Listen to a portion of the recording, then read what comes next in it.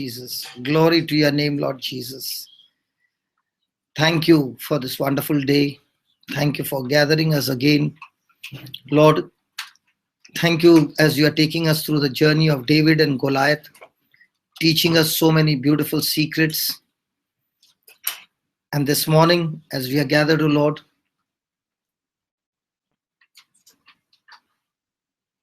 you are going to teach us something new. And all these teachings that you are teaching us are so practical, O Lord, to be used in our day-to-day life and experience your love by following you all the time. Teach us, O Lord, to be obedient to your word. Thank you and praise you. As we'll start this class, Lord, take control over everyone and speak to us the revelations that we need to know for the situations that we are going through, the revelations that we know, the truths that we know through you, so that we can not only apply them, but experience your relationship continuously in our life. We thank you, we praise you in Jesus' name. Amen. So yesterday we were learning about David, how David and Goliath had a mismatch. Goliath, a strong giant, a warrior by birth, by his youth, praise God, facing David, a shepherd boy, and how, in spite of all this, David had no fear in him. He was all the time operating in faith, in what God said, in what God had promised, and how God had helped him in the past, that he began to face the challenge, even though the challenge looked like a big situation and everything was against him. But yet, David could achieve victory in his life. And this victory really inspires each one of us to go through the same in our life and experience the victory. Praise God. So yesterday we learned a very powerful lesson about, first of all, we got to know who we are. And only when we know who we are, then we will see things in a different way. Like David knew that he was God's anointed. God had anointed him. The Holy Spirit was on him. And praise God, because of which the blessings of God began to show up. Hallelujah.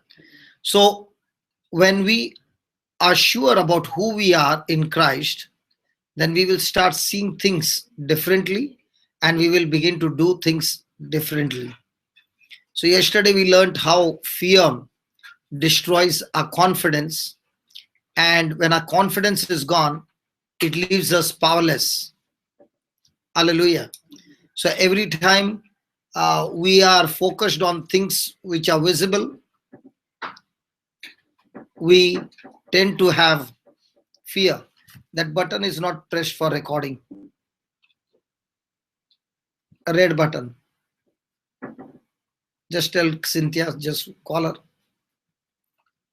Thank you, Jesus. Hallelujah. Hallelujah. So the Israelites were constantly self-conscious, and because of being self-conscious and self-centered, they had fear. So also in our life, when we are God conscious, it gives us faith. But when we are self-centered, it brings us into fear. Just ask her to check, Baba. Thank you, Jesus. So let's quickly go to Hebrews chapter 4, verse 2, and see how we, when we face trials in our life, How are we supposed to overcome those trials in our life? Hebrews chapter 4, verse 1. Let's start with verse 1.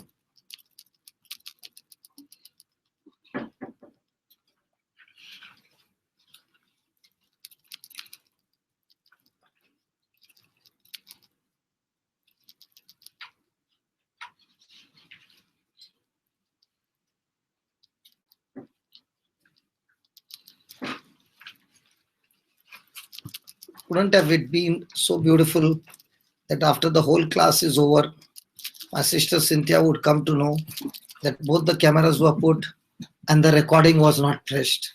Wouldn't it be amazing that I had to tell them, go and tell her to put it on? The same thing happens in our life.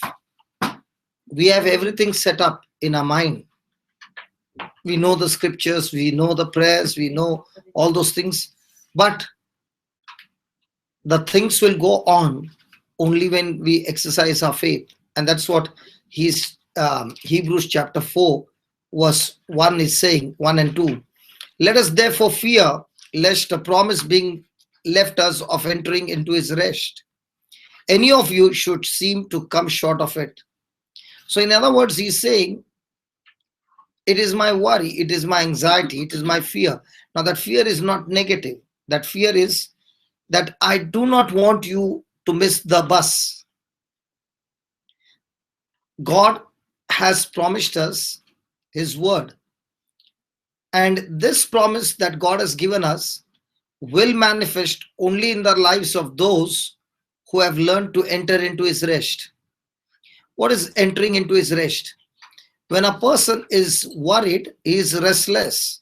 Means his mind is all the time occupied with the physical things that are going around in his life. But the same person, when he is focused on spiritual things or the promise that God has given him, he is at rest in his mind. Now, what was David doing? When he faced Goliath, he had a promise of God. And that's why he spoke his promise. What he believed, he spoke. How was he so sure that he would win? Because he addressed the Philistine as an uncircumcised Philistine. In other words, he was focused on God's covenant with him, that God had promised Abraham and his descendants that when they are weak, God would make them strong. When they are in trouble and they would call on to God, he would surely show them. He would surely help them. So when David looked at Goliath, he did not look at him in the natural. He looked at him in the spiritual, and he saw that even though Goliath is a mismatch for me, but when it comes to Goliath and God, Goliath is completely mismatched in front of God. Praise God. When you look at Goliath and David, it looks mismatched, physical. But in the spiritual, it looks entirely mismatched, where Goliath is going to face God. There is no match at all. Praise God. So in our day-to-day life, when we see things in the physical, the situation that we go through, it might look that your problems are too big and there's a mismatch. But the same person now begins to look at that problem in comparison to what God has promised him. It is a complete mismatch, because the promise of God is way, way higher than the situation that I'm facing. Praise God. And that's why he says, let us, a promise being left us of entering into his rest. So when will a person enter into God's rest? When his mind is focused on God's promise. If that same mind is focused on anything other than the promise, anything contradicting to the promise, then that same person is restless. Hallelujah. Hallelujah. So he says the same rest is available to everybody. The same rest was available to the people of Israel to get into the promised land. God had promised them. But they could not enter the rest because they believed what the words of the 10 spies told them. Praise God. And their unbelief turned them away from God, and they made their own destination by confessing with their mouth that God has brought us out of Egypt to die in this wilderness. And what they confessed grumbling and murmuring under pressure, those things came to pass. Praise God. So when a person is restless, out of his mouth will come words of fear, and that will actually activate the spiritual realm and destroy his life. So our whole journey or our whole battle is, how much can I fight to enter into God's rest? And what's the fight? On one side are physical evidence, on another side is a spiritual evidence. So our fight is, I choose to believe spiritual evidence rather than believing my five senses. Hallelujah. And this kind of practice or experience will only take place when a person begins to learn to live by faith and not by sight. Look at verse number 2. For unto us was the gospel preached, as well as unto them. For unto us was the gospel preached, as well as unto them. But the word preached did not profit them, not being mixed with faith in them that heard it. So he's saying the same gospel was preached to everyone. The same message was given to everyone. They heard it. On one side was Caleb, Joshua. On the other side were the 10 spies. And Joshua and Caleb said, God has given us the land.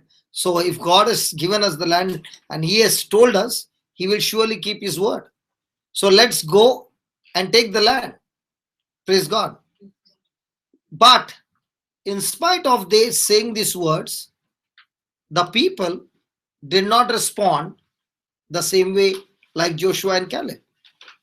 They reacted in a different way. In the same way, in our everyday life, we too go through different battles in life. Okay. Now the question is, for to us was the gospel preached as unto them. So which category are you in? Are you in the category of us? Or are you in the category of them? The category of us is when they got the word from Moses of God, they quickly agreed with that word. Okay. But when it came to them, they got the word from God through Moses. They were not ready to believe the word. So in other words, when the gospel is preached, how many times are we us and how many times are we them? The message is the same. But one category of people, there was a great prophet. The other category of people, it did not profit them anything. It only brought destruction. The message is the same. So also when we come for Bible study, the message that is preached is the same for everybody. But am I going to be us? Then I'm mixing my faith. If I'm them, then I'm complaining, murmuring, and operating in fear and anxiety and worry. Hallelujah. Hallelujah. So why is it that one set of people profited, the other set of people did not profit? Why? Because they did not mix faith in what they had heard. So the question is, do you mix faith in what you hear, or do you mix your worry that comes through physical evidence? Praise the Lord. Hallelujah. So today God is saying to us, entering into his rest is available even to us, even now. So are we always going to be ready to receive God's word? Or are we only going to be ready to receive his blessing? Because we find that only when they received the word, and they responded to the word, it brought blessing, it brought inheritance, it brought everything of God. So how many people come with an attitude that they come to receive the word and agree to the word? And how many people come to listen to the word, but they are only coming to receive the blessings of God. Which category is more? Receive the word. Hmm?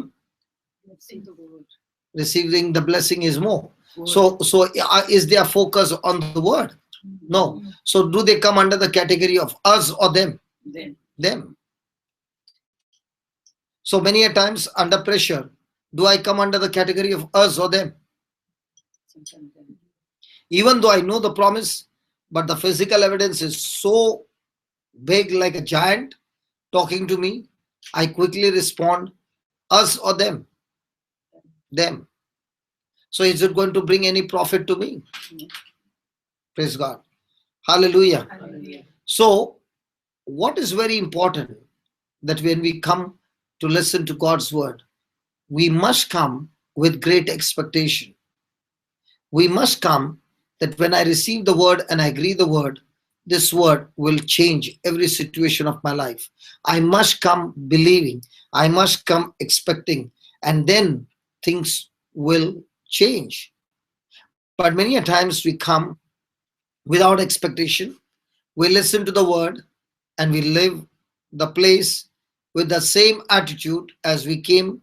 And that's why our situations have not changed. We still have unbelief.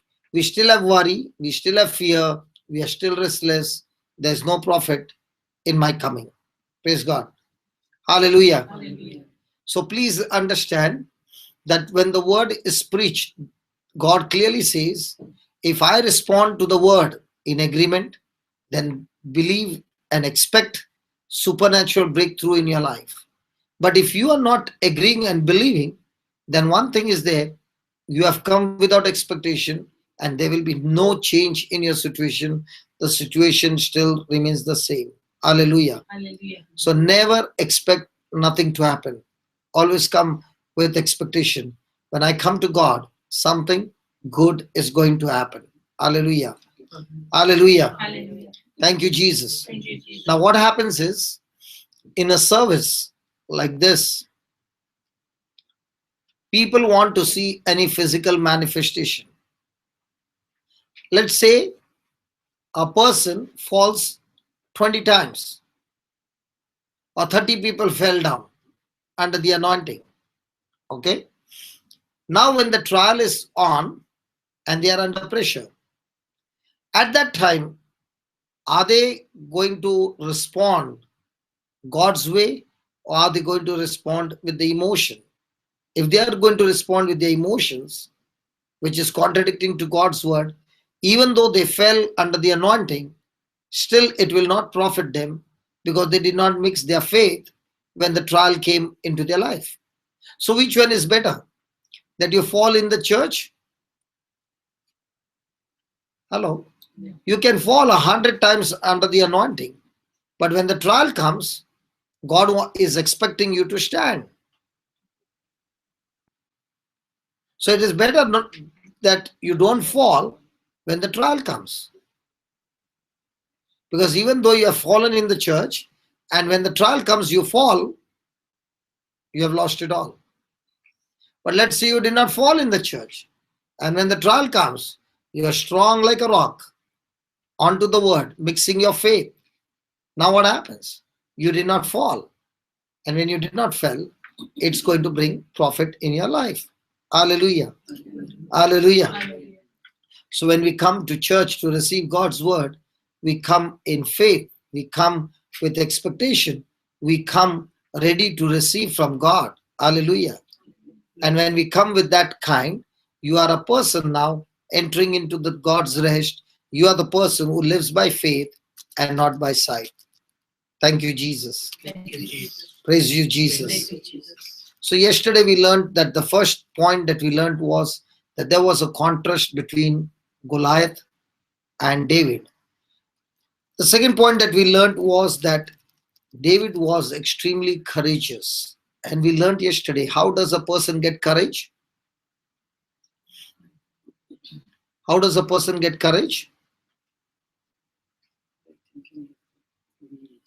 When he is no longer focusing on physical evidence, but is focusing on spiritual evidence. So, will the physical evidence be seen? Yes. Will it be felt? Yes. But he yet chooses to rely on spiritual evidence.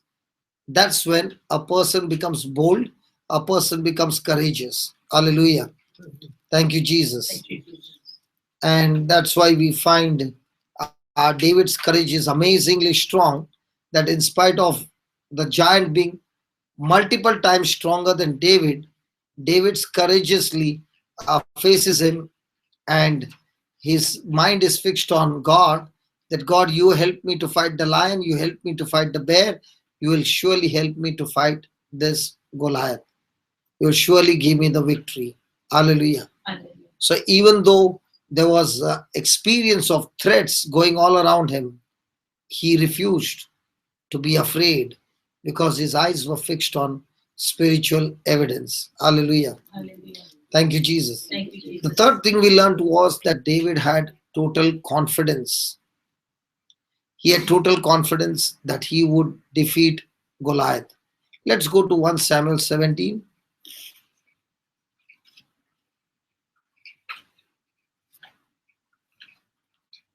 1 Samuel 17, verse number 25 to 27. Now the Israelites had been saying, do you see how this man keeps coming out? He comes out to defy Israel.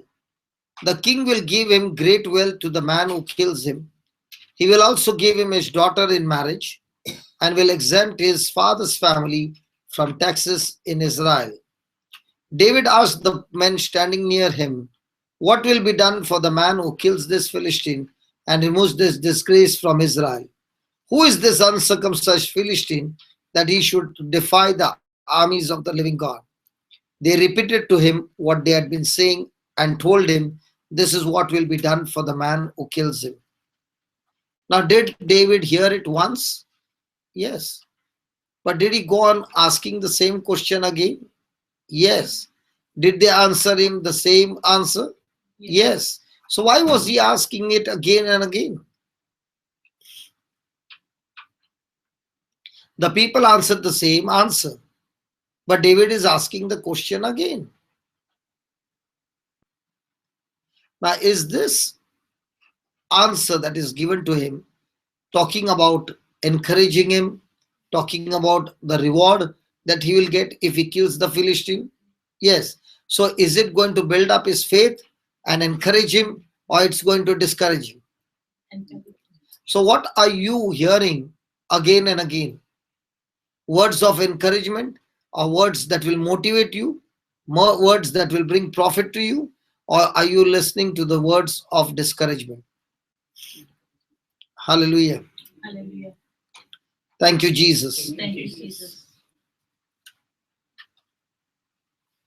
So the first thing that David, before getting into the fight, was asking, what is the reward for the person who gets this Goliath killed? Hallelujah. Hallelujah. Hallelujah. So when David saw Goliath, he saw it not as a problem, but he looked at it as an opportunity for him to get reward. So how many of us in the midst of trials, in the midst of troubles, in our workplace, looks at that trial or that trouble as an opportunity to become stronger, as an opportunity to change our nature and our character and experience greater reward in our life? Praise God. So from now on, do we look at our Goliaths as an opportunity to get bigger rewards? Or do we look at a problem as a negative attitude that this problem is going to kill me?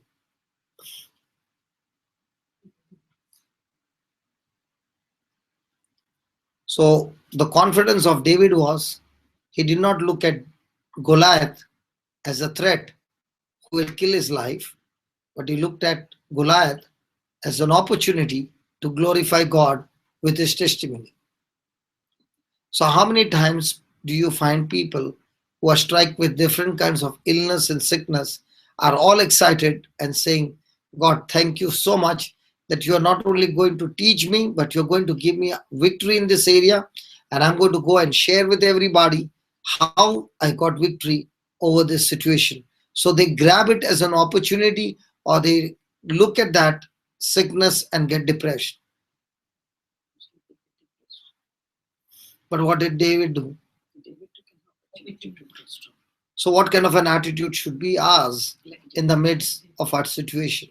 Like David. Surely there are some situations going in our life. Yes. So, can we look at that situation as an opportunity to receive the blessings of God? It's a golden opportunity. So, when you have this kind of an attitude, now you're not powerless, but now with the grace of God, with the help of God, we are now powerful, willing to face the Goliath and experience victory in our life. Hallelujah. Hallelujah. Thank you, Jesus. Thank you, Jesus. So, in our lives, we got to be strong. We got to be strong in faith and expecting the victory in our battles. Because 1 John 5:4 says that we who are born of God overcomes the world, and this is the victory that overcomes the world, our faith.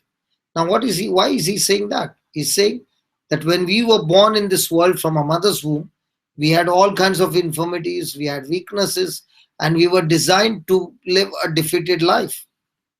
But the day we got born again, the Spirit of God dwells in us, and that Spirit of God gives us the faith, gives us the joy, gives us the peace, even in the midst of a trial. And it is our faith that will give us victory over the powers of darkness. Hallelujah. Hallelujah. Hallelujah. Hallelujah. So, from now on, should we consider our challenges as a blessing in disguise? So, what is our challenge? A challenge is nothing but a blessing in disguise. So, we got to have an attitude of David. So, we should look forward to the blessings as we would receive. And when we would receive these blessings, only on a condition that we are able to overcome these challenges instead of losing hope, praise God, but getting discouraged when we face trials in life, but getting all the more excited that this is an opportunity for me to rise higher. Praise God. Please write this point, very important point.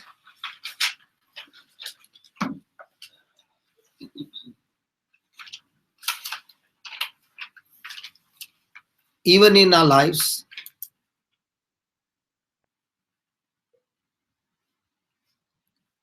we should be strong in faith.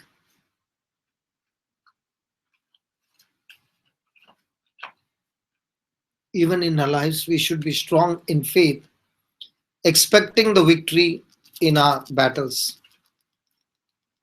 expecting the victory in our battles.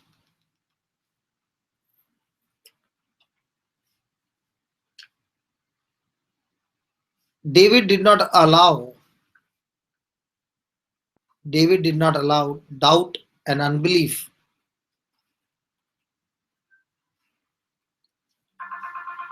David did not allow doubt and unbelief to rob him of his victory.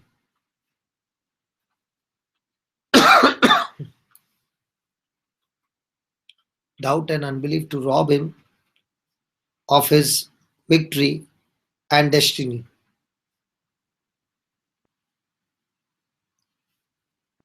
He considered challenges.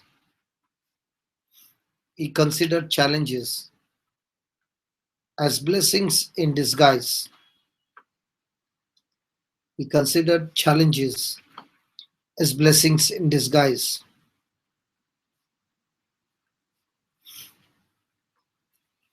So also we should look forward. So also we should look forward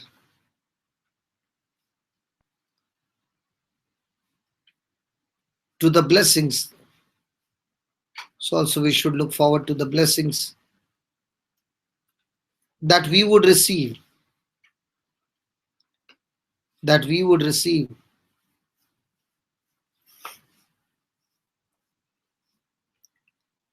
as a result of overcoming,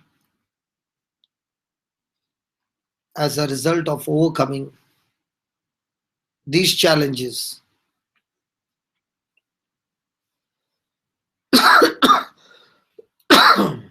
As a result of overcoming these challenges, instead of losing hope, instead of losing hope and getting discouraged, and getting discouraged when we face trials in our lives, when we face trials in our lives.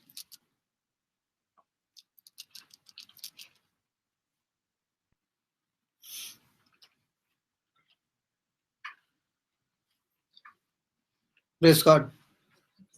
So from now on, what will be our attitude? Victorious attitude or a victim attitude? So can a person be in the same battle with an attitude of being a victim? Yes. So has that person entered into God's rest? No. Is his focus on spiritual things or physical things? Physical things. The situation is the same, but the result is different. So it's going to depend on my attitude. Hallelujah. Thank you, Jesus.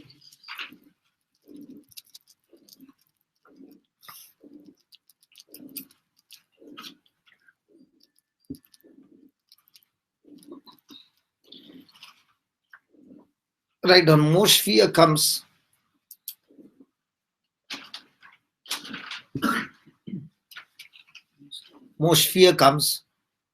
from uncertainty. Most fear comes from uncertainty of the future.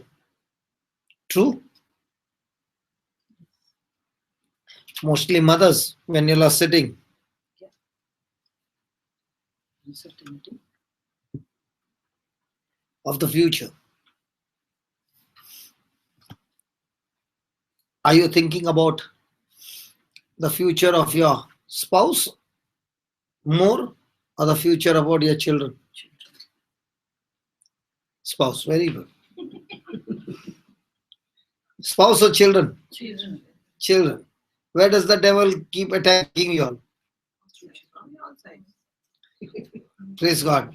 Hallelujah. And as long as you are uncertain of your future, you are operating in fear, you are operating in doubt, there is no rest, there's only worry, and now the husband is getting all the complaints and everything coming out of your mouth. Praise God. So how do I fight it? Right on. Plant the word in your heart. Plant the word in your heart.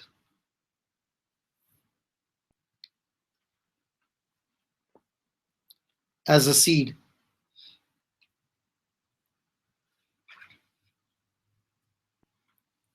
Plant the word in our heart as a seed. Our future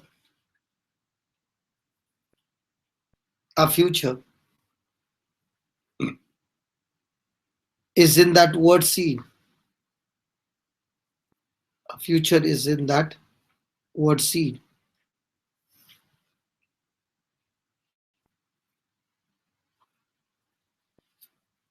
What did David plant when he was facing the trial? He had God's promise, right? So he had the word seed, right? So what was his attitude? Fear or word seed? So when it was word seed, what was his attitude? It was filled with faith. So now he was 100% sure that his future is not depending on Goliath. It's depending on that word seed that's inside of him.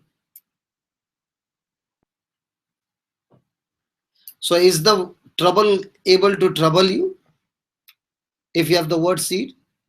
No. But can your word seed of faith trouble your trouble?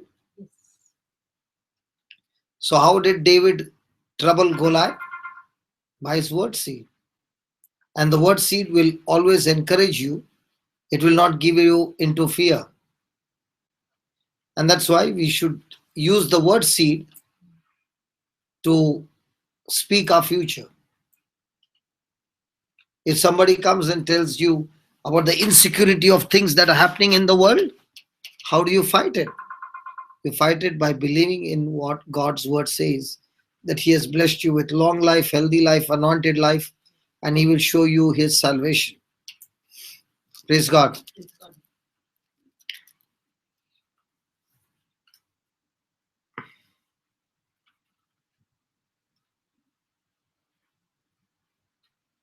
So when David faced Goliath, because his focus was on God and His word, was he fearless or was he fearful? And when he was fearless, who was in charge of the battle now? Goliath or David? So in our battles of life, who is going to take over the battle? The giant or us? Praise God. So remember, fear will always show up when I keep looking at things with my senses. Faith will always show up when I keep looking and focusing on things that God has declared in His word. So whatever I think in my mind decides faith or fear. So do we understand that thinking in our mind is so important that it determines our future? Thank you, Jesus. Write down. Fear comes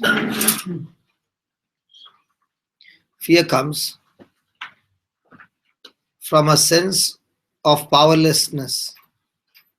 Fear comes from a sense of powerlessness.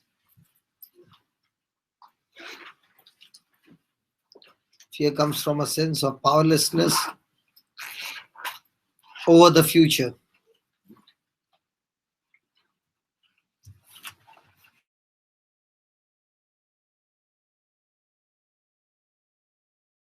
Faith and not.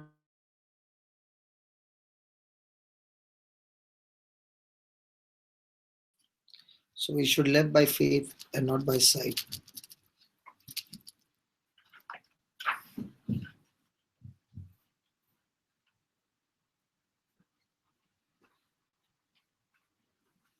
Fear is contaminated faith.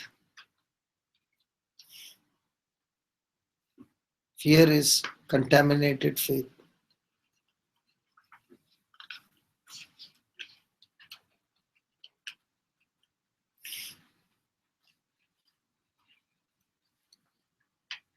So praise God. So we all are going to face trials. We are already facing trials. Now in all these trials, God is saying we must take the promise of God and enter into His rest. Hallelujah. Hallelujah. So who are the ones who will experience God's rest?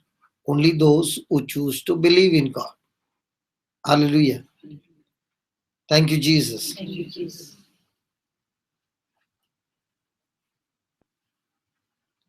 So how does a person enter into God's rest? A person who chooses to believe in God's promise is the one who has entered into His rest. Now that he has entered into his rest, will he have the experience of blessings of God? Yes. So in a day, even though I claim to be with the Lord, how much time do I spend time in entering into His rest, and how much time under pressure I am restless? Which one is more?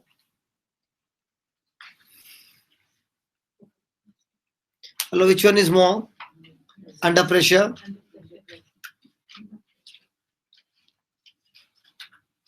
How do I know whether I've got unbelief? When I've got unbelief, I will always have joy and peace. Huh? You feel very restless. There are some of them who are wide awake. Come on. When I've got unbelief, what will happen? I'll have joy and peace, or I will have worry. Worry. So when I'm in worry, am I in the spiritual battle or physical battle? Spiritual, physical battle. Now, will I have victory? No. So, all throughout my life, what am I trained to? Physical battle or spiritual battle? Yeah, Baba? Praise God. It's a learning. Thank you, Jesus. Thank you, Jesus.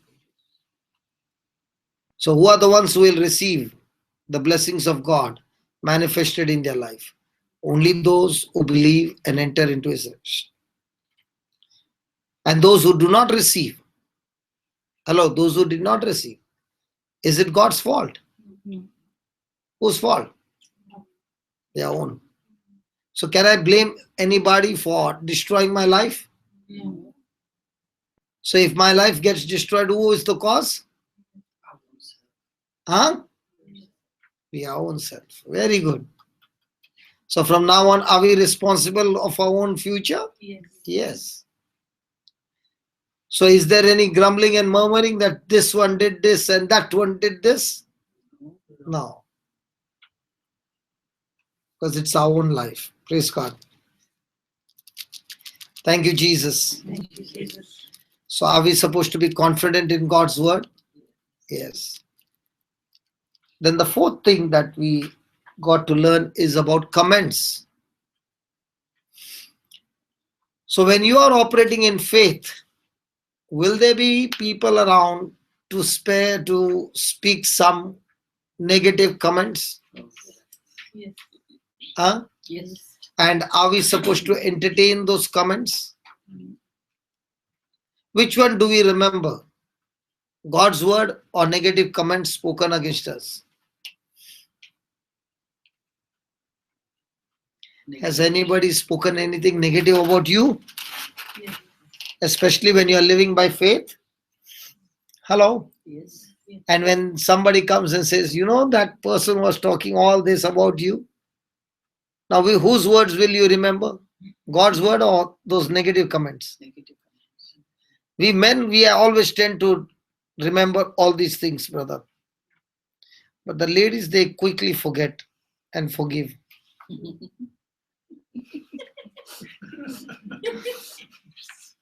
Because they've got so much of work, no, throughout the day. We have got time to time work, no, brother? Augustine? Yes, right. Huh? Yeah. Augusto? Yes, right. We got limited work. Go in the morning, by afternoon, we have evening, we have come back, our work is over. But they are full time busy till they go to sleep, they are busy. So in their busyness, they do not get any time to reflect on what he said or she said. I think the women are multitasking, no? In that multitasking, this tasking is very, very high. They will always say, you men are only single tasking. We are multitasking. Mine is empty. Please. Hallelujah. So remember, one of the most powerful tool of the devil to keep you engaged is people's comment. And when you are really doing fine, you are really growing spiritually, there will be lots and lots of negative comments that will come against you. Why are those comments coming against you? Because it's the enemy who wants to discourage you. The enemy wants you to be busy so that now you're not using your energy, your strength, your time, and all those resources in things that are profitable, but you only want to argue, you only want to justify, you only want to waste your time in among all those comments. Possible? Some of them are smiling, but that smile also is not opening up. It's a half-hearted smile, because the Lord is speaking loud and clear where the enemy is striking you. And especially when you are at a workplace and you are really, really working hard, you are really doing well, and there comes somebody and starts speaking all kinds of negative things to you. See which one irritates you the most. When you have done something wrong and somebody speaks against you, or you have been doing everything right and somebody is unjustly, unjustly speaking against you. Second one. Second. And Christians, we are always doing good, right? Not always. But most of the time, No, but when you are right. when you are right, yeah, and people speak against you, then what are you supposed to do? Give them a piece of your mind. When you wanted to give a piece of your mind, what happened to you? I You did went their into piece. pieces. I did their piece. Yeah. Praise God. So did God say to give a piece of your mind? No. Praise God. My sins are magnified outside, Praise God. and my family sins. 1 Samuel chapter 17. That's right. No. I will tell you when to write. 1 Samuel 17, verse 28. We'll just go there. Is it making sense before we get into the battle? All these things are very important for victory.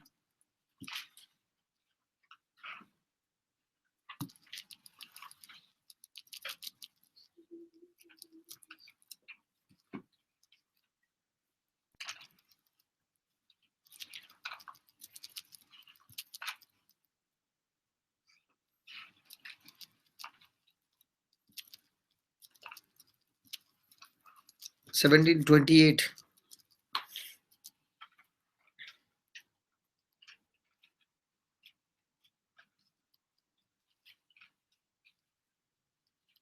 Okay, we'll start with 26. And David spoke to the men that stood by him, saying, what shall be done to the man that kills this Philistine and takes away the reproach from Israel? And who is this uncircumcised Philistine that he should defy the armies of the living God? And the people answered after this manner, saying, so shall it be done to the man that killeth him. And Eliab, his elder brother, heard when he spoke unto the man, and Eliab's anger was kindled against David. And he said, why have you come down here? And with whom have you left those few sheep in the wilderness? I know your pride and your naughtiness of the heart, for you are come down that you might see the battle. And David said, what have I now done? Is there not a cause? And he turned from him towards another and spoke after the same manner. And the people answered him again after the former manner. And when the words were heard which David spoke, they rehearsed them before Saul, and he sent for him. So, what about his brother? When he heard that David was going around asking everybody, what will that person receive who kills the Philistine? Praise God. His brother got annoyed. Why did his brother got annoyed? Did David speak to his brother? Hello?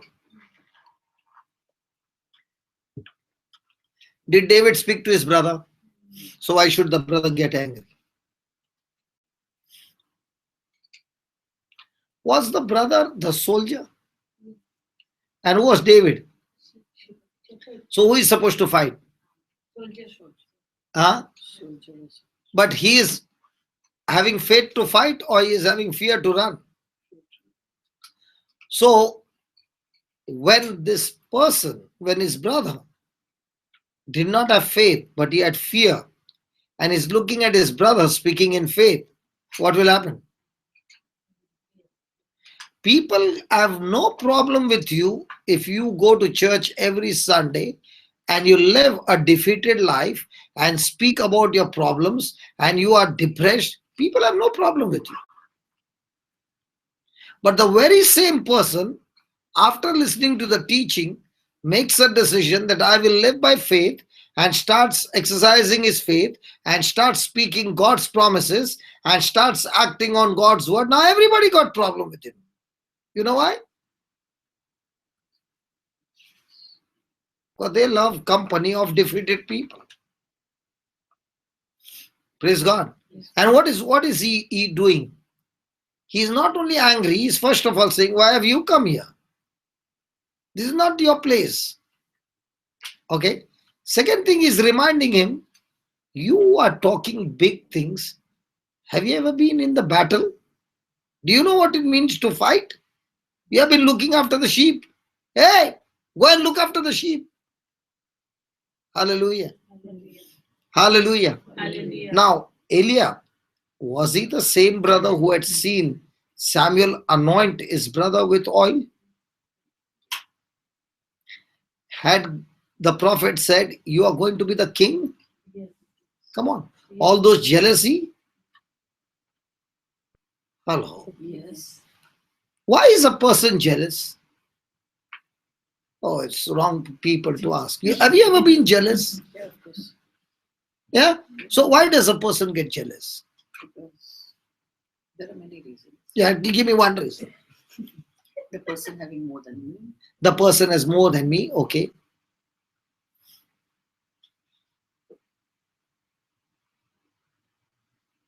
A person is jealous because he wants what you got, but he doesn't know how to get it. So if he can't get it, then speak against it. I don't know, there was a time when we were small, there was a poetry, I think, that the grapes were sour. Yeah. The fox could not get the grapes. So what did he say? So, The grapes are sour. Actually speaking, when a person is speaking against you, honestly speaking, the person wants what you got, but he doesn't know how to get it. And if he can't get it, then he has to say that the grapes are sour.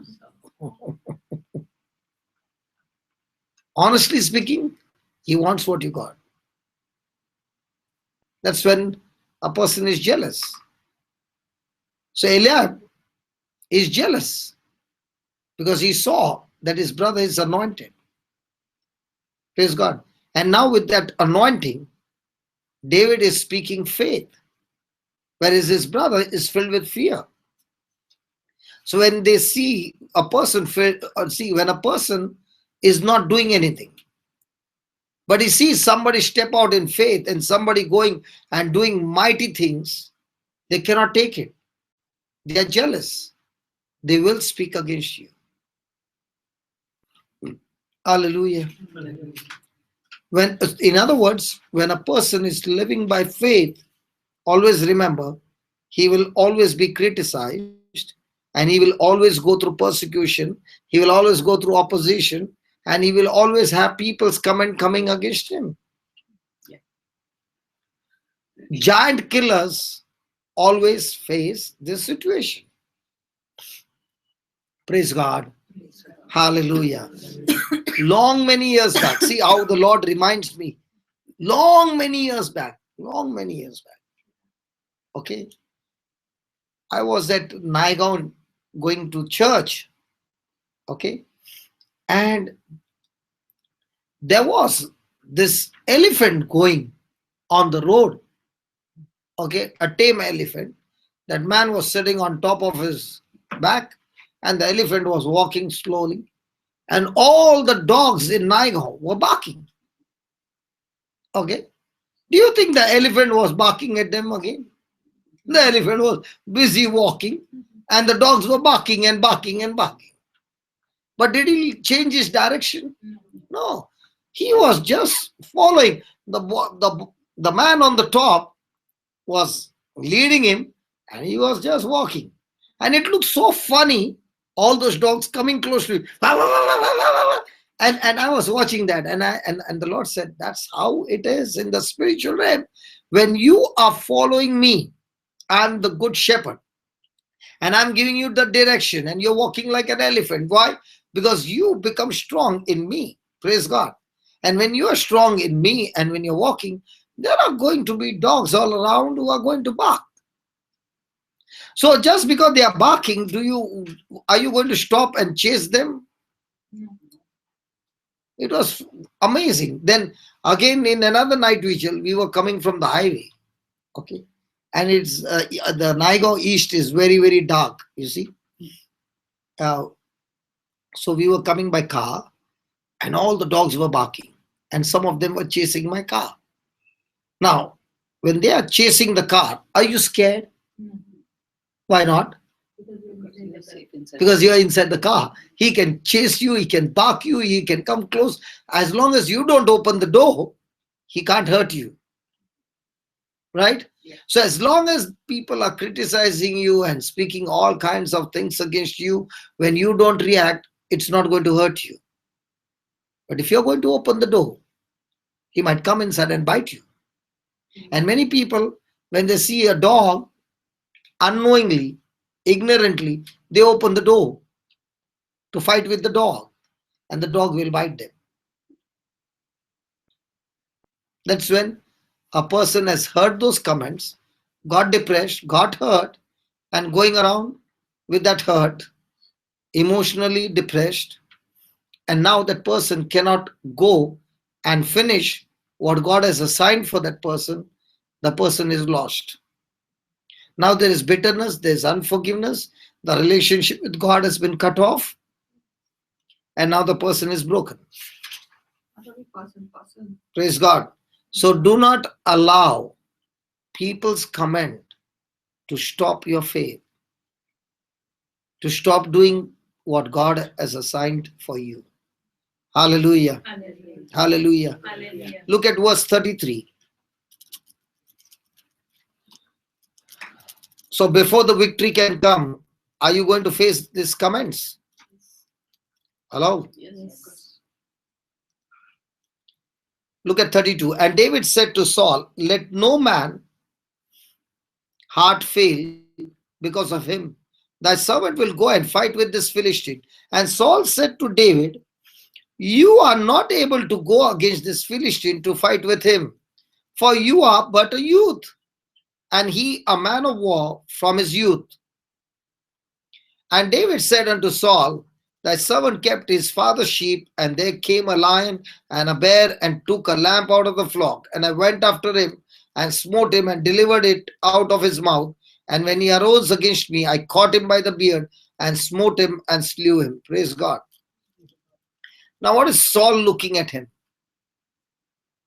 Saul is looking at him with his external appearance. External appearance is not qualified. Hallelujah.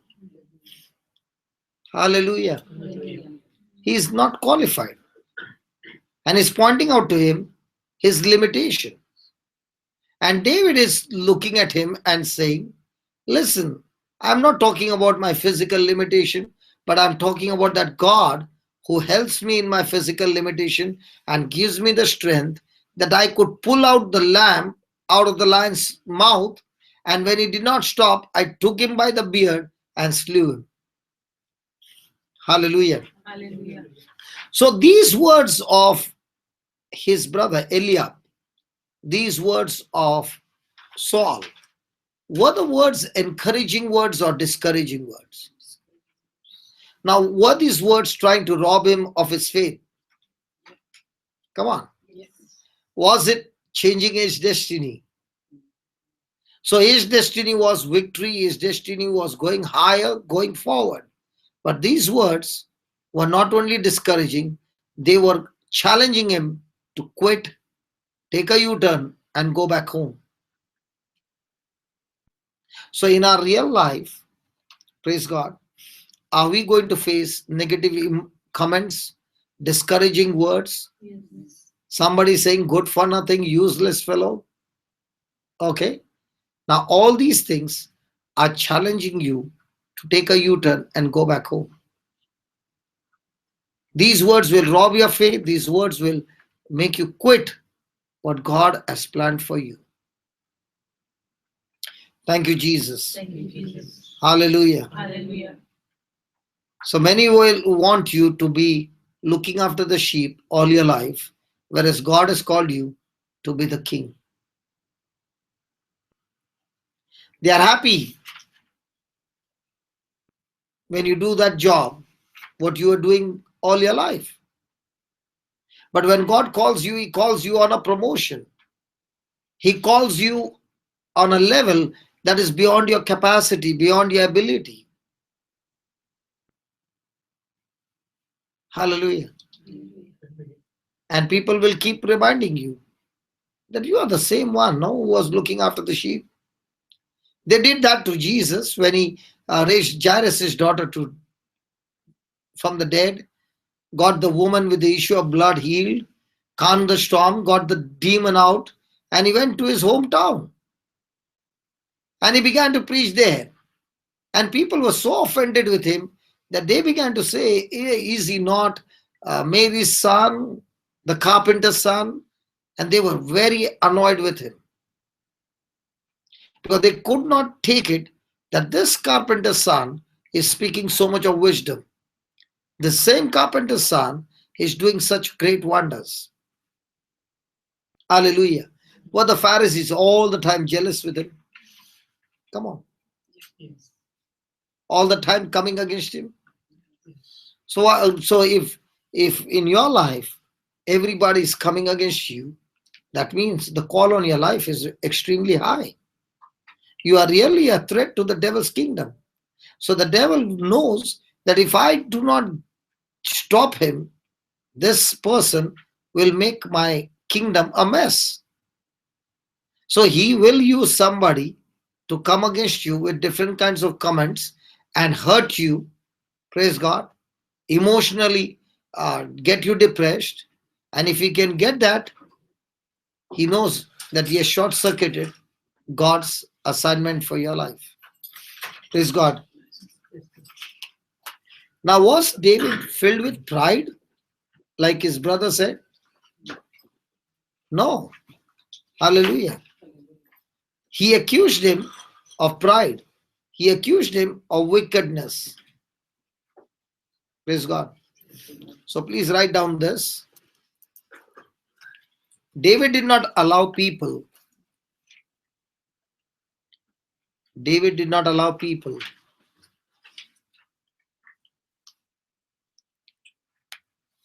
to rob him of his faith. David did not allow people to rob him of his faith.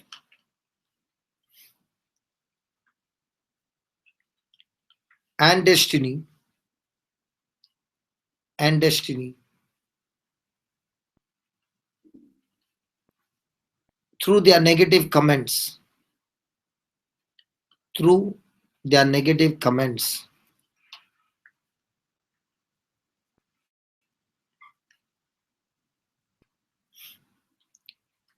His elder brother was angry.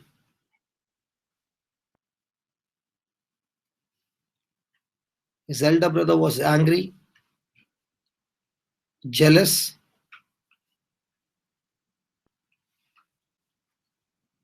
and wished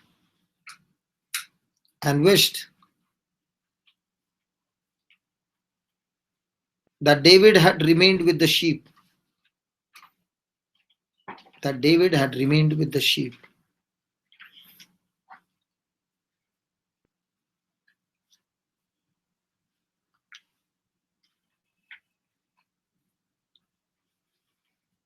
He accused David of pride and wickedness. He accused David of pride and wickedness.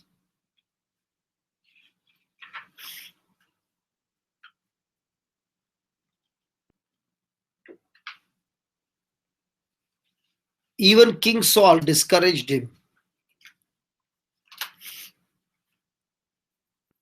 Even King Saul discouraged him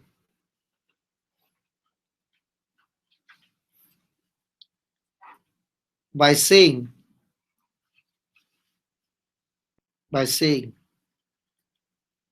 that he would not be able to defeat Goliath.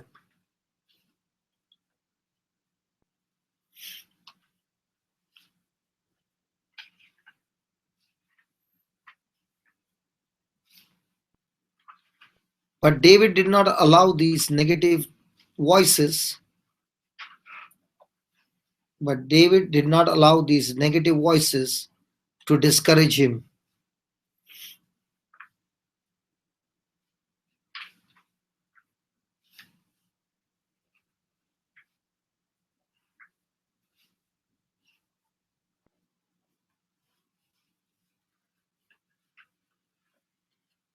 He did not allow people to rob him of his destiny. He did not allow people to rob him of his destiny.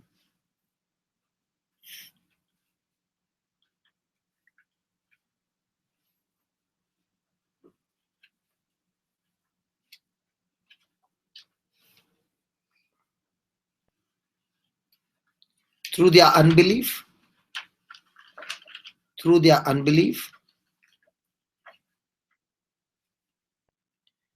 doubt,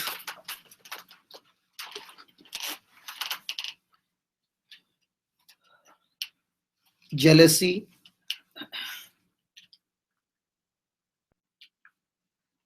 and negative comments.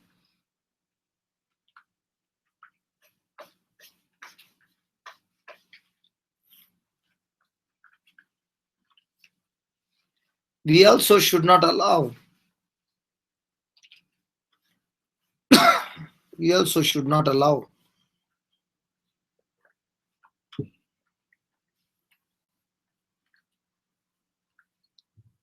other people to rob our blessings,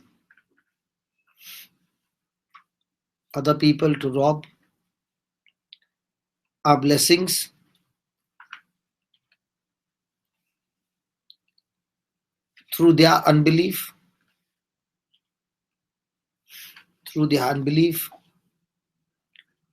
jealousy,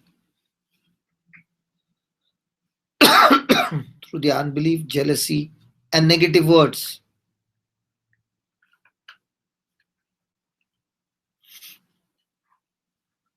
We should ignore the negative voices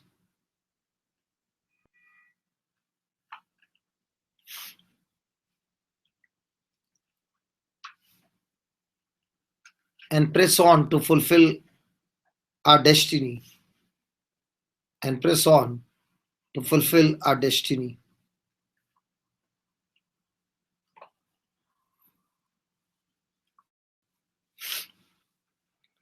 We cannot expect everyone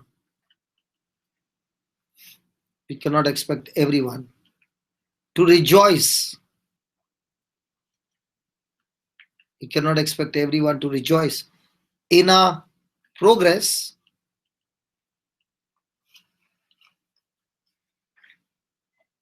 and prosperity.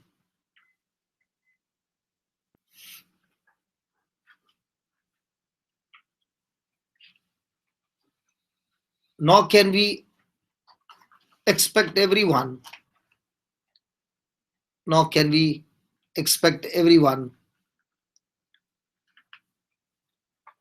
to believe in our vision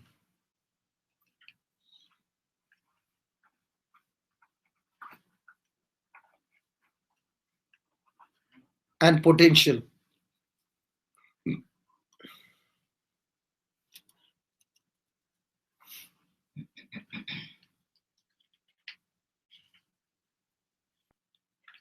Just as David faced Goliath,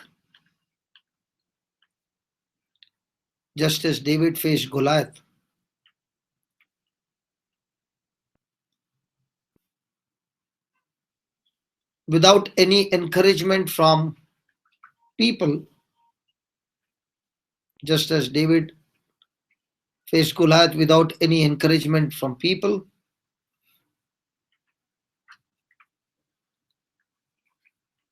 we should be willing to face our challenges.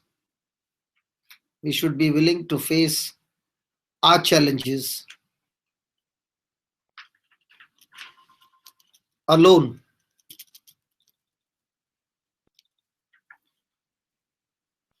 With our faith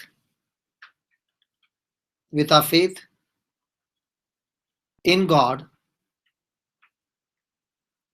and get the victory.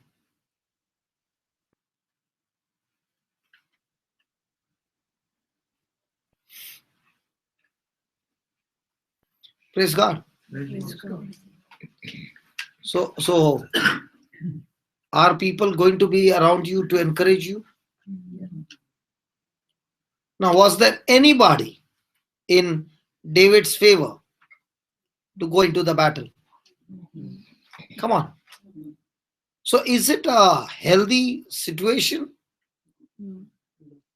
So every force around him was negative. But the force in David was so strong that he did not need anybody's encouragement. He was facing the challenge because he trusted in God. What about us? Do we face challenges when nobody is in our favor? Are we still willing to go through? I'll tell you, we find it difficult. Why? I'll tell you. When we were born, or we'll take an example, a child is born. The mother had a very difficult pregnancy. She delivered the baby with lots of pain for hours together, and the baby is delivered. Now the baby gets hungry at night. What does the baby say? My mom has been really, really tired, so let me just pass through the night, and in the morning, I'll get my milk anyway. Mamas? No. All the mamas, I'm asking you. No. Did your baby say, come on, mom is so tired, so let me wait till morning? Or the baby was so selfish that the baby said, listen, I've got a need, I've got a problem, and I want you to fix my problem. So right from childhood, what have we learned?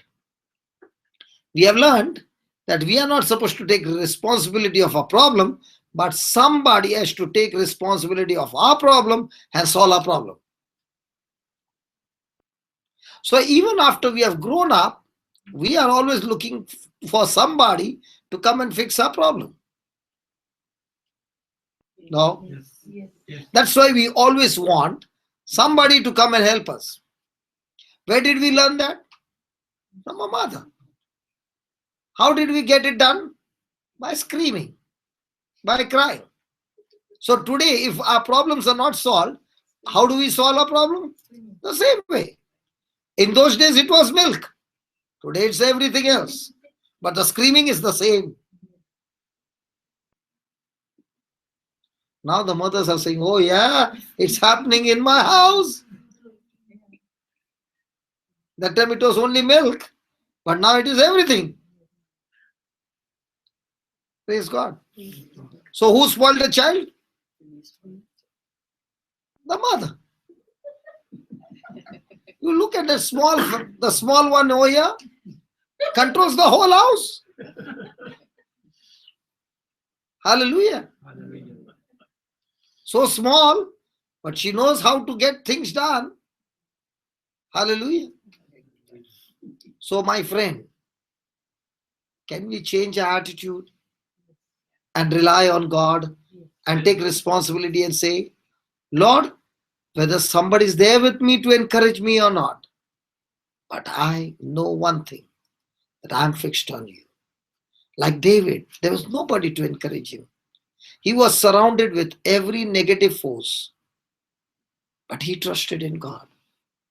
He believed that God had anointed him, God had given him the Holy Spirit, and he was tuned to the Holy Spirit all the time, talking to him, having fellowship with him, and telling himself, even if the whole world comes against me, it doesn't bother me anymore. God, I'm going to trust you, because when I trust you and I rely on you, your ability is more than enough to fix every Goliath of my life. Praise the Lord. So, Brother Vinay, I know you are a very good man, but you got a problem. And what's your problem? People's comment can irritate you to no limit, because you don't like to do something wrong. But when people accuse you falsely, you cannot take it. Is it true? At that time, Brother Vinay is no more Brother Vinay. At that time, you want to give a piece of your mind. And that can keep you busy in arguments and destroy your peace. Brother? If I have to irritate Brother Vinay in a church on a Friday morning, go around telling everybody he is da da da da da da da da da, and the news comes to Brother Vinay, enough. You will not go and hurt somebody. But when somebody hurts you, you get discouraged. You want to argue. You want to prove your point. Now look at Eliab. He's falsely accusing him, telling him, what are you doing here? Where's the who is looking after the sheep and all these things? What is David answering him? I like that. I just love that. Look at that again. Let's go to his brother.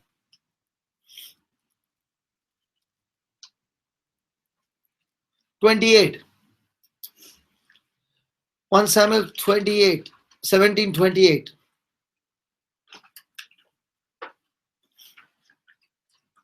And Eliab, his elder brother, heard when he spoke unto the men. Now was David speaking to his brother? Hello, he was keeping a safe distance from his brother because he already knew. Okay. But now what happened to his brother? His brother's anger was kindled against David. So when you're speaking faith, my dear brother, Vinay, those who are not operating in faith, those who are not the doers of the word, will be angry with you. Have you not experienced that? Yeah. So they will be angry with you. And he asked David, why have you come here? With whom have you left those sheep in the wilderness? I know your pride and I know your naughtiness of your heart, for you have come down that you might see the battle. And David began to argue with him and said, how can you say that I'm proud? How can you say all those things? Isn't that your problem? Brother Vinay, isn't that your problem? Did David turn to his brother and speak a word? He just said, what have I now done? If he said, what have I now done? That means his brother had a habit of knocking his head all the time. And he said, come on, did I speak anything to you? Did I do anything harm to you? He just asked that. Is there any cause for you to get angry with me? And before he could argue, he left the place. He continued to ask the same question to others. And every time they said, the reward is so big, the reward is so big, the reward is so big, he began to encourage himself with the words of reward rather than getting discouraged by the words of his brother. So are you supposed to go into argument and make them understand, brother? Come on, there are many Eliabs in your life. And those Eliabs have really, really tortured you. And you, David, have turned around and fought with them. Okay, I'll show you in the scriptures. Forget it. Leave them. You're wasting your time. God bless them. Yeah, that's what you're saying, but you are arguing with them. Baby, is it true what I'm speaking? Yeah, baby is the Dada's baby. Hallelujah. You're a very good man. I was talking to Sister Cynthia yesterday. I said, he's a very good man, but he got a weakness. The weakness is that your heart is good, that you want everybody to know the truth. But if the devil has blinded somebody and you're going and talking to that person and that person is not willing to change, you're wasting your time. You're losing your peace. Your job, my brother, is to sow the seed. God's job is to make the seed sprout and grow, not you. But you have become God by making the seed, trying to make the seed sprout. And you wasted your energy, wasted your time, and wasted your resources. So are you going to argue with Eliabs now anymore? No. Sure, promise? Promise. In the church? 100%. In the church compound I'm talking about. Church compound. There is a Thing, one more thing I want to tell you. Ah. I want to share with you Ah. about the same problem. I know that. Even though I don't come to the church compound, I know that. I can smell it, brother. Yeah. The matter is this. I don't know you know or not. This is the matter. Actually, Father Darrell. from No, Sri Lanka- please don't take the names. Please don't take anybody's name. No, I'm not taking. But the Father Darrell who came for the retreat. Okay, please now don't take anybody's name. Okay, okay. Ah, So I asked the usher of the church. no names. Yes. Ah, It came from my mouth, Pastor Darrell. It should be a Father Darrell. okay, Actually, by mistake, or it came Pastor Darrell. okay, So immediately the guy told me, here no pastors are allowed. उनको लात मार के भगाएगा इधर से. okay, I said, is it so you are doing this? He said, yes, we will do this. okay. So my wife came to know this is now going to be argument. She pulled me, and okay, thank you, God bless you. That's all.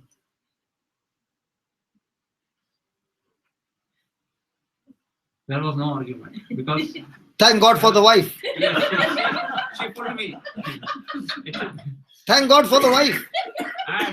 and same time, Father Dominic was giving the mass, and Ephesians 4:17. It is written, God has given each and everybody the power to become a pastor, evangelist, and Yeah. priest. See, a priest is a priest, but he's a pastor of his flock. Yes. That the problem is that person doesn't understand the meaning of the word pastor. For him, pastor means all Protestants. Ah. So please, brother, Yes. a person is blind. Yeah, they Have are pity blind. on him. Have mercy on him. Yes. They don't know. And after in the car, I prayed to God, God bless this person and forgive him. He don't know what he's saying. Yes, He said yes. to me, Yes, yes. forgive him. Lord. Yes, That's yes. all. Because many a times what happens is when a person gets a title, a badge on his chest, he forgets his own identity. Okay, Yes. so let's forgive him. Okay, praise God. Hallelujah. Hallelujah. Yeah, God bless you. So no more arguments. Okay, No. yeah, because you will always and see, the devil knows that Brother Vinay is not going to rob anybody. Okay, he's not going to go and beat up somebody, but he knows if I can just bring somebody and irritate him like elder brother Eliab, that's enough. Friday is gone for a toss. Hallelujah. Hallelujah. Thank you, Jesus. Thank you, Jesus. So, brother, are you going to face negative comments? Yeah. Yeah. So, are you going to allow those negative comments to irritate you? No. No. Good. Good. Good. Very good. So, before the Goliath victory can come, are there going to be negative comments? Yeah. Because see now let's take for example, David had to get irritated with his brother. Do you know what would have happened? David would have 100% lost the battle. How do you say he would have lost the battle? Huh? Because that trust and fear would have gone off. The Bible says when a person hates his brother, who is he? A murderer. And God is not with him. Okay? So when he would go into the battle and he would say that God is with me, but his attitude and his action is exactly opposite. With hatred, God is not with him. So what was the devil trying to do? Just before the blessing, just before the breakthrough, he was bringing a dispute, a hatred between his brother and him, disunity, so that the anointing would get short-circuited. So remember, the anointing of God that gives us victory always operates where there is love. Just like faith comes by hearing and hearing by the word of God, in the same way, the anointing of God operates where there is love. Praise the Lord.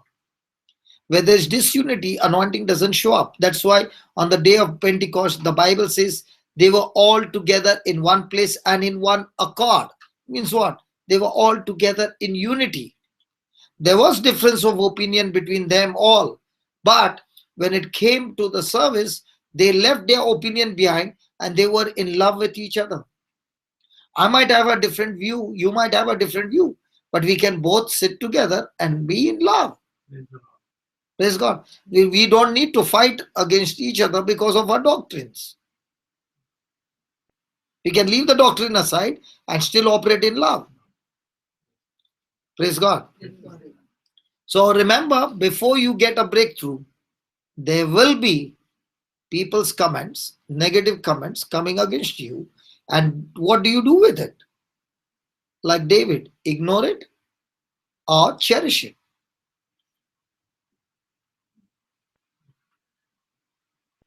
Some relative spoke something about your children. Enough, no? Short circuit. The enemy uses somebody to speak about your children. Now what happened, sister? Huh?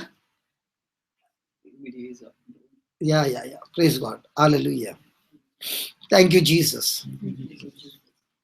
So there are many a times Satan uses our own family members, our own friends, our own relatives, okay, to bring in those negative comments so that it can short circuit the battle. Praise God.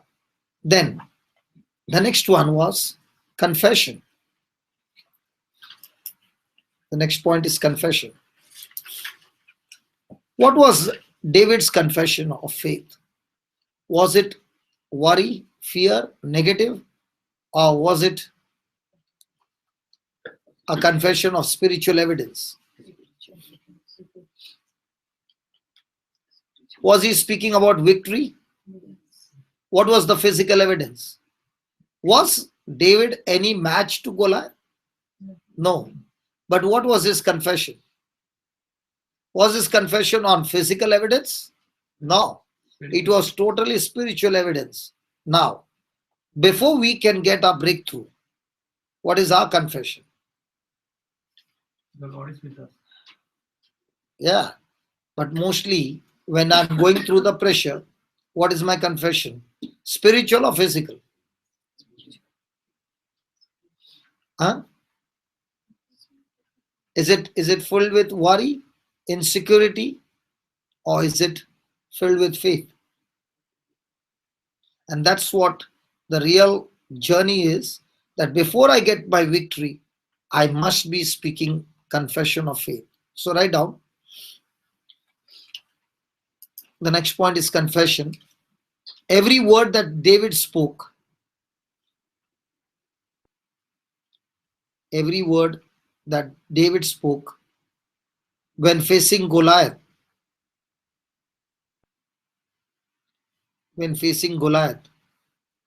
was a positive confession,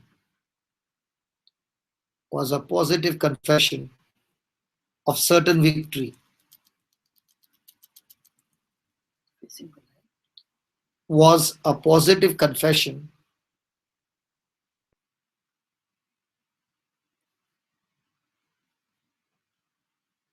of certain victory.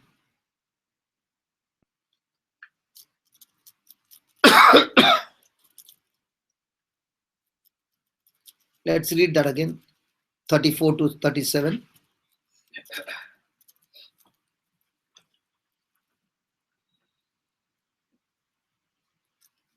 Look at what Saul said, discouraging words. 33. Saul said to David, "You are not able to go against this Philistine to fight with them, for you are but a youth, and he a man of war from his youth." Now, is he speaking about physical limitation? 33. Yes. Yeah. Now, what is David speaking? He is speaking about his testimonies. And David said to Saul, "Your servant kept this father's sheep, and there came a lion and a bear and took a lamb out of the flock. And I went after him and smote him and delivered it out of his mouth. And when he arose against me, I caught him by his beard and smote him and slew him. Thy servant slew both the lion and the bear, and this uncircumcised Philistine shall be one of them, seeing he has defied the armies of the living God. David said, moreover, the Lord, the Lord. Now, before this, what did he say? He killed the lion and the bear. But then he gives, from where did the power come to kill the lion and the bear? The Lord that delivered me out of the paw of the lion and out of the paw of the bear, he will deliver me out of the hand of this Philistine. And Saul said unto David, go, and the Lord will be with you. So, even though the words were discouraging against David, what was David's response to it? His confession was a confession of faith. His confession was how much God has been faithful, how much God has taken care of me, how much God, his eyes were fixed on me, even though I was all alone, looking after the sheep. I did not have to fight in front of everybody to become a hero. But yet God put in my heart that when my sheep was taken by the lion, I chased him and I opened his jaws and got the lamb out. And when I released that lamb out of his grip and that lion turned to attack me, I caught him by the beard and killed it. But in all this, it was the Lord who delivered me. It was not my ability, it was not my strength, but it was God who helped me. Hallelujah. So again and again, he was telling what? About God's faithfulness. Praise God. And God's faithfulness in what? All the days of his life.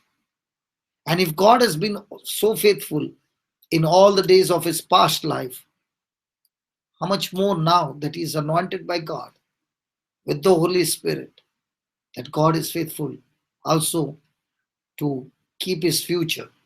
Hallelujah. So God is faithful, taking care of our past. He has taken care. He is taking care of our present, and also is the same God who will take care of my future. So are we in the midst of our trial, forgetting the great testimonies that God has done in our life? The more and more you remind yourself how much God has worked wonders in your life. Now when you're going through the battle, you can tell like David, is the same God who helped me in those days. And in those days, I knew very little of the word. Now my relationship with God has grown up so much more. In those days, I was blind. And even with that blindness, God still showed up. Praise the Lord.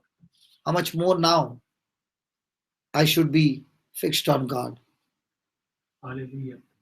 Thank you, Jesus. Thank you, Jesus. Hallelujah.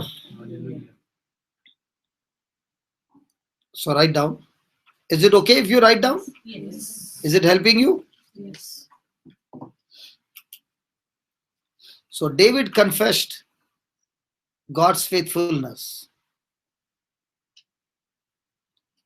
David confessed God's faithfulness.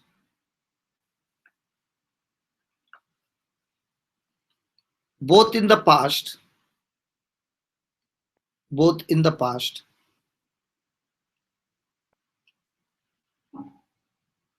and also in the present situation.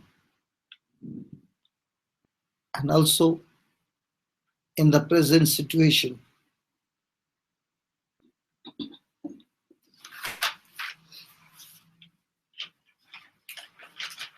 He remembered the past battles. He remembered the past battles.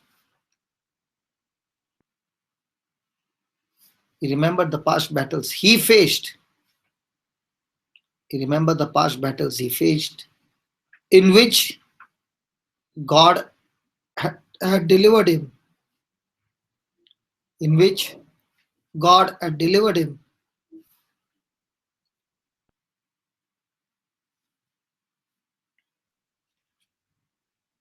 And it inspired his faith.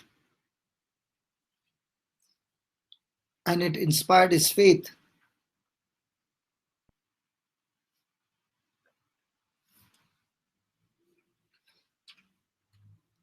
To believe God. To believe God. To give him victory. To give him victory.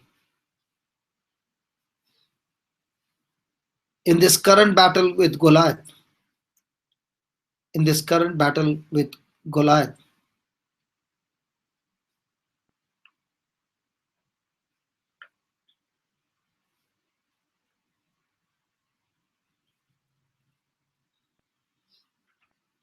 David did not speak a single word of doubt. David did not speak a single word of doubt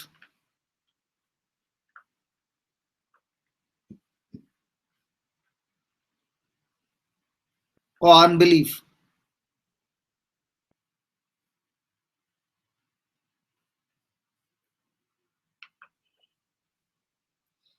When he faced Goliath.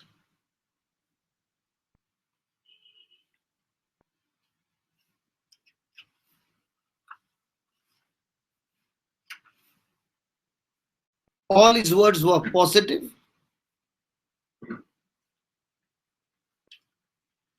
All his words were positive and filled with faith. And filled with faith and confidence.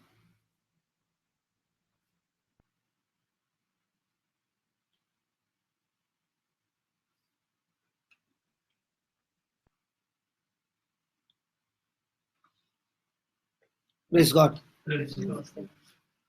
So in our battles, are all our words confident and in faith, or especially under pressure, our words are of worry and unbelief?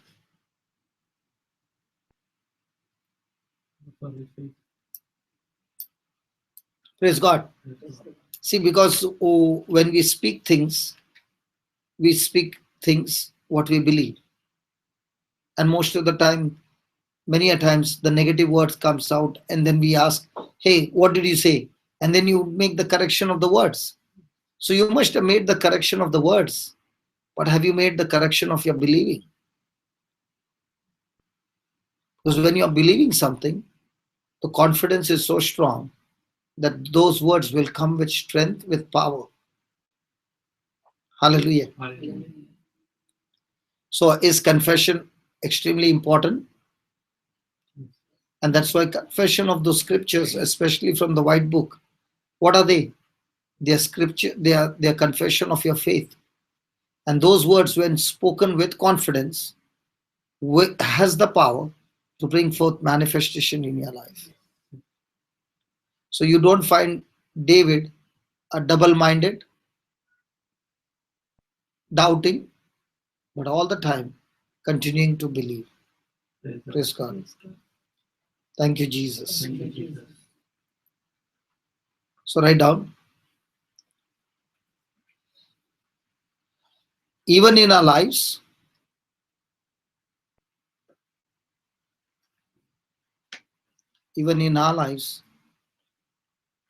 we should constantly speak. We should constantly speak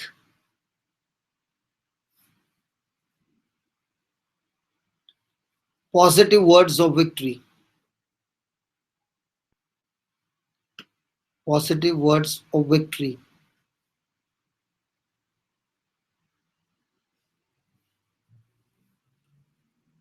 In the challenges we may face. In the challenges that we may face.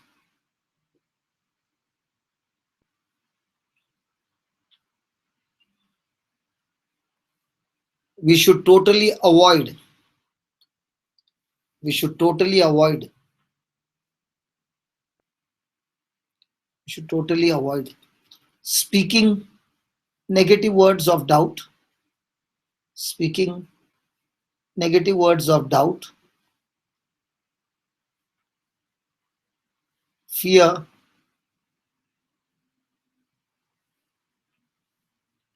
unbelief,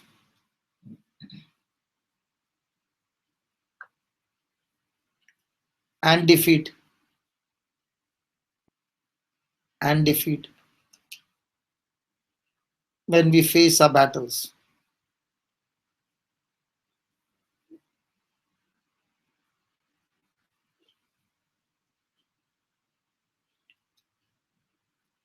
We must remember all the victories.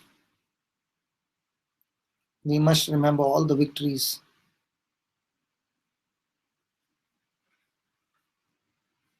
that the Lord has given us in the past.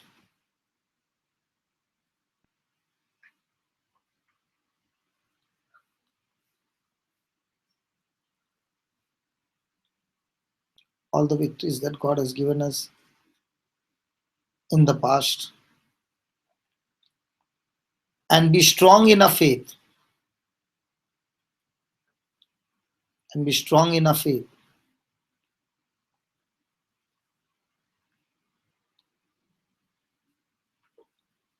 That the Lord will do the same.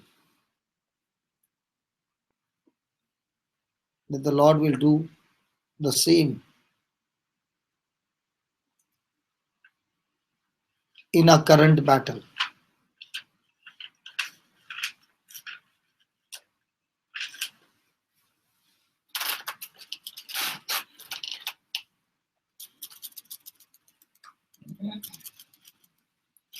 Praise God.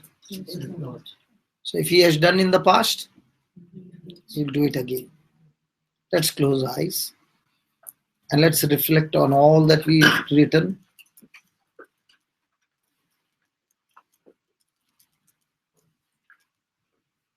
First thing we learned that there was a contrast, a mismatch between Goliath and David in the physical realm.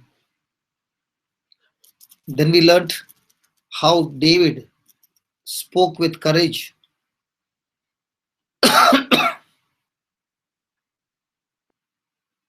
He was bold and fearless. The third thing that we learned was the confidence that David had that he would surely defeat Goliath.